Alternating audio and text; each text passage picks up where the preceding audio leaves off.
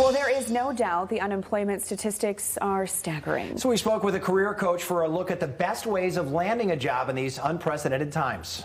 Rachel Azier just graduated from Grand Valley State with a double major in English and writing and is hoping to work in publishing. I had an awesome internship with the Grand Rapids Magazine. So cool. I'm kind of looking at two different spheres here, more the publishing side or journalism. Like so many other Michiganders right now, she is not working. I worked at Dairy Queen in high school, and they've reached out to me and said I could come back, which is strange. But yeah, right now I'm still trying to hold out hope for that career job. But for the millions of Americans worried about their next round of bills, the key to landing a job right now, according to a career coach, Fran Berrick, is understanding your strengths and talents. This is regardless whether it's career launch when you're 22 or career transition when you're 40 or 50. You have to really identify what the key marketable skills you have, as well as your innate strengths. Berrick says then do an analysis of who needs those strengths and properly communicate them in a forward-looking manner. People don't want to know what you did 10 years ago, 15 years ago, especially if you're in career transition. And they want to know what you bring to the table and why you're here for the future. If you can't communicate that in a compelling manner, you really are at a disadvantage. If a job in your career field isn't available right now, Berrick says taking a so-called lesser job is all about your mindset. In the end, the only person stopping you in those kind of situations is you and perhaps your ego. If you need, to produce an income, you have to decide what's realistic for you right now and grab a hold of it. And in the meantime, volunteering or improving your skill set through a local organization like Michigan Works can go a long way. It doesn't have to be expensive, and employers don't care where you got the skills as long as you have them. Rachel making a few extra bucks right now while expanding her resume, freelancing. So I made a logo for myself. I made a little post on my hometown South Lyons Facebook page. They're like what's happening in the town page. And I just said, if anyone needs a website, if anyone needs a logo or anything like that. And so I've had a couple of successes from there. Spearmint Coaching research shows only 20% of job applicants get an interview. So once you see an opening that excites you, make your first impression count. I don't want to rock anybody's world, but on resumes, people are spending less than 90 seconds on your resume, right? Can you imagine how much time they're spending on your cover letter? My number one rule is that the cover letter should not cover anything that's available on the resume. Berrick says start the cover letter by addressing the company's needs specifically, explaining to them how you've done what they're hiring for. The second paragraph can talk about your understanding of the company. Perhaps how your brand aligns with their brand values. And then lastly, you can ask for an interview, look forward to meeting them in person, continuing this discussion, but really short and sweet. Three tight paragraphs tops. And while it can be scary right now, Fran says if you block out the noise and the daunting statistics, your focus will become more clear. I really do believe deep in my heart is that where there's crisis, there's also opportunity. And the most important thing is to stay flexible and positive about what the change may bring. I hope to be somewhere in Michigan working at a job that's paying me to write, that I can finally use these skills that I graduated with. And really right now, I'm so excited for the change, something to start happening. I'm excited for a position that I know is out there somewhere. Now, Fran also reminds us that it's important to send out a quick 1 or 2 line follow-up email after an interview within 24 hours, essentially thanking them for the opportunity, of course, keeping you on top of their mind as well. When it comes to networking, don't forget about those what she calls warm contacts, people you know at a company, because some businesses actually offer, as you may have heard, referral incentives to employees who bring in talent to their company, so they in turn would have a monetary incentive for helping you out and finding a job. Good advice. And joining us right now live is career coach Fran Berrick, the founder of SpearmintCoaching.com. Hi, Fran. Thanks for joining us.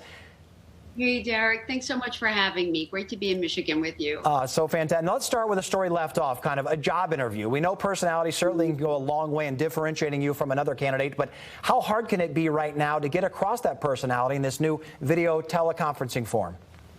The simple answer is it's not hard at all. It is absolutely possible to communicate your personality through Zoom or Skype or the employer's preferred virtual platform of choice. You have to dress your space and yourself for your best professional conversation.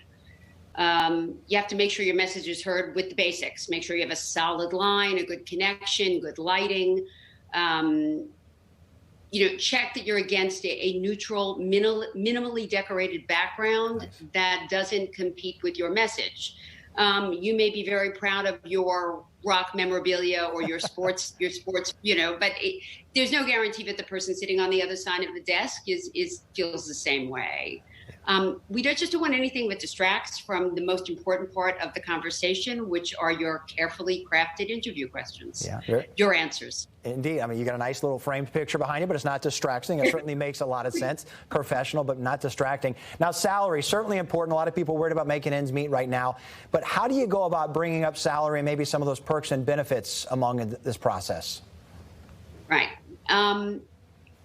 The subject of salary, and that includes vacation, benefits, comp, should be brought up by the interviewer when they wish to bring it up. While it's not appropriate for this to be part of your interview questions, it's absolutely key that you discover what your market value is up front before you have that very first conversation. And there are tools online, Derek, to do this, whether you're looking at Glassdoor or salary.com to get an idea of what comparable pay is for your line of work. You should know that going into the very first conversation before an employer ever makes an offer. If an employer does insist on asking the question before they're ready, if they're sensing you out, my stock responses are to sort of bounce it back to them and to ask, well, what are you thinking about, to get them to make the first offer? Or perhaps, I'm sure that, we're both fair and interested parties. I'm sure that we could arrange, come to a mutually agreeable conclusion. If indeed they press, and I do know circumstances where this has happened, I always suggest that candidates understand what their parameters are. They're the bottom that they would accept and the highest, dream number that they would wish for. Right. And lastly, Fran, some people may be intimidated by some of the recent tech skills that are really more important than ever now. What can we say to them to make them feel a little better or get them some help down the road? Well, first I have to say I feel your concern. We're all Zooming and Skyping, and it can be very overwhelming, and that's for regardless of your age bracket. But the great news is there are some very user-friendly online tools to get you acquainted with whatever tech skills that you find you need. If you're a visual learner, there are YouTube videos for it for almost every platform.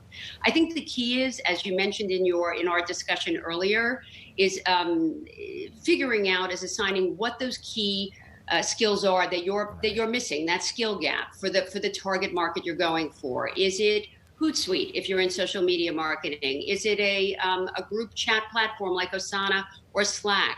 Or is it just the office basics like Excel and PowerPoint? The key is figuring out which resources you need the most, and then unpacking them one at a time. You don't have to do it all. Nobody needs to know them all. Right, and one of the good resources is Fran's website, spearmintcoaching.com. Fran, we appreciate you joining us today. A lot of good insight for us. Thanks so much. Thank you so much, Derek. My pleasure.